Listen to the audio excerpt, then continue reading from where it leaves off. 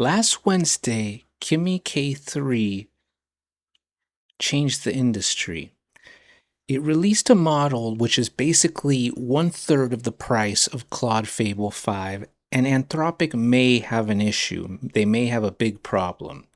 Because what's happening is the cost of intelligence is dropping exponentially, I should say. And this is good for you and me, but it could pose a problem for the frontier labs, especially Anthropic and potentially OpenAI.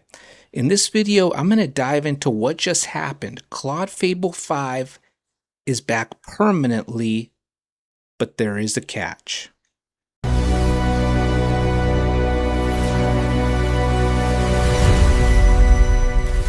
The Latent Frontier. Welcome back to the Latent Frontier, everybody. I'm Jess, your host. And yes, there has been a seismic shift, which is, I think, pretty understated right now, that Kimi K3 released last Wednesday.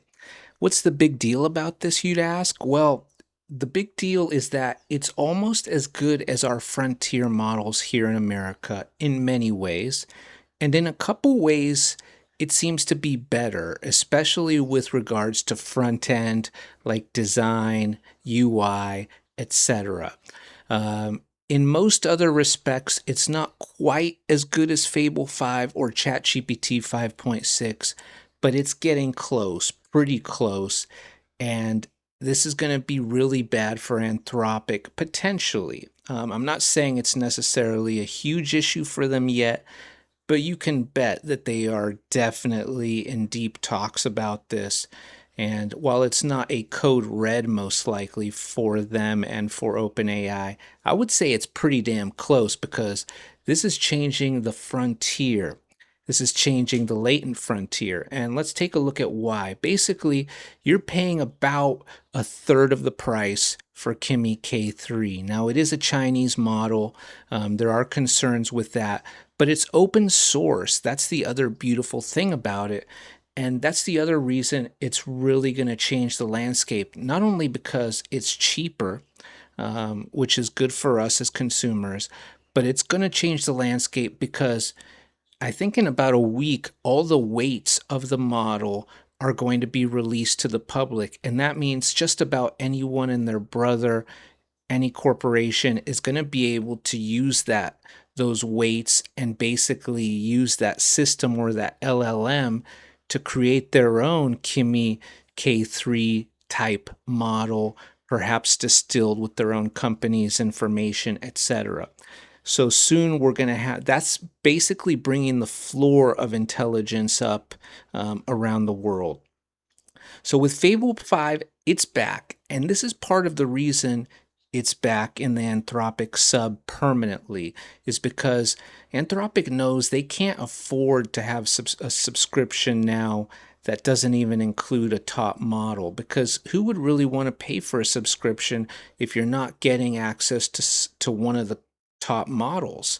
For Anthropic, it's Fable 5. For ChatGPT, it's 5.6 Soul. And if you don't have those top models available on your subscription, people are going to gravitate away from your subscription and go to another subscription that does give you access. For example, OpenAI is giving pretty generous access to 5.6 Soul. We'll talk more about that in another video, but Anthropic knew it has to stay in the game there with the top model in its Fable 5 model. It's now included in all Max plans at 50% of weekly limits. What about Pro? So if you have the $20 Pro plan, you're only getting right now $100 credit for it, and that's it. So that's where the catch lies. The expensive plans are going to be getting Fable 5 included with their subscription, but the Pro plans are not. Pro plans are going to get a one-time complimentary $100 credit to use on Fable 5. And while that is cool and I'm going to use it, when you run out of that $100 credit, you're going to have to pay per million tokens, just like anyone else using the API. This is the Kimmy pressure coming in. Because Kimmy was released last Wednesday, these frontier models like Fable 5 at Anthropic, they need to be available in the subscription. If they're not, they're probably going to lose customers. Is the Pro subscription still worth it? And that's going to be a different answer for everybody. For me, I'm on the fence, right? I hope that Anthropic changes their mind and brings Fable 5 back to pro users because ChatGPT is giving the pro equivalent tier their top model included in the subscription. And if Anthropic isn't keeping up with ChatGPT as far as their subscriptions, maybe a lot of folks will gravitate away from it. Now, I do realize Anthropic's business plan is more built around enterprise and their API basically, and they basically make more of their money off selling the usage credits and tokens, etc. But still, it's going to be bad for their subscription business if the pro level users are not getting it. And as we've talked about in a different video, part of the reason and part of the story here is pressure and compute capacity.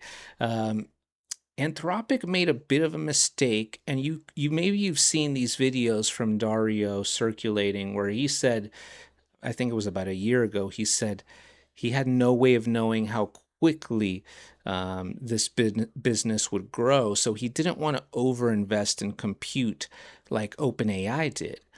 And that is costing him now because they are basically dealing with compute shortages where they have to be a lot more cunning about how they allocate compute resources. Whereas OpenAI invested a lot more money in compute and they're being very generous with their not only their subscription models, but the fact that they're actually giving rate resets on their subscriptions. So even if you use up all your usage, sometimes OpenAI on ChatGPT will just give you a rate reset that allows you to just get a whole bunch of free extra usage, and that's really nice, really useful.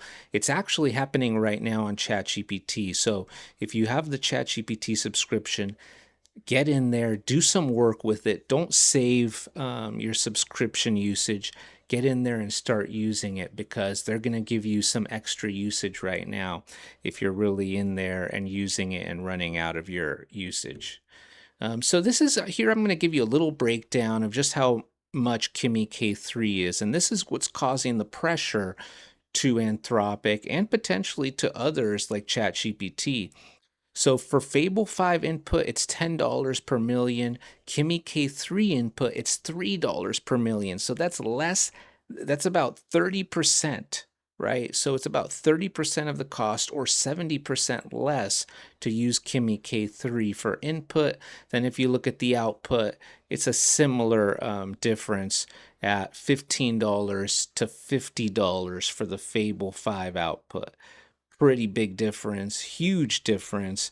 I'm not saying Kimi K3 is as good as Fable 5. In fact, I still prefer Fable 5 to pretty much anything. For certain use cases, I really like the way Fable 5 thinks, the way it articulates ideas, the way it puts some things together. And it has what a lot of people like to call that big model smell. And that's true. That's how I feel. It is really excellent. But if they're going to take it off the pro plan on subscriptions, that's a rough one, right? A lot of us have that pro plan. Now, that's essentially what caused a lot of the pressure. But I do want to say it started even before this. Over the last couple weeks, actually, they were going to take Fable 5 down, I think around the 12th of July, and then they extended it. I think they extended it a couple times, just realizing they needed to allow people to access this model or people were going to get upset. So if you are getting that $100 credit, this slide basically just talks a little bit about the fact that you may want to save that $100 credit for important coding tasks things that are hard or difficult, because sometimes you could probably get away with using other lesser models. Um, Things like code audits, dense reasoning, business critical analysis, creative architecture, high leverage work. That's where you may want to put Fable 5 to use, because if you do have that $20 Pro plan, you're going to get a free $100 credit.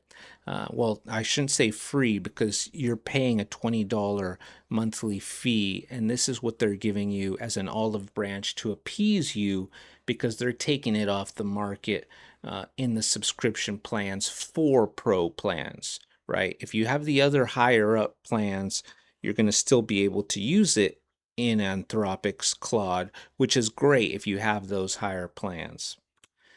Um, yeah, if you're using, this is going to affect, it's going to affect every Claude user, but the pro power users are the ones who are going to get hit hard by this, because they're going to lose access after they run out of that $100 credit, while everyone else with the higher plans in Claude should be pretty happy, because you're going to be getting you can continue to get access to it in your subscription, unless you're team standard. Team standard is also not going to get it. So they're getting a little bit of the short stick here, just like the pro users.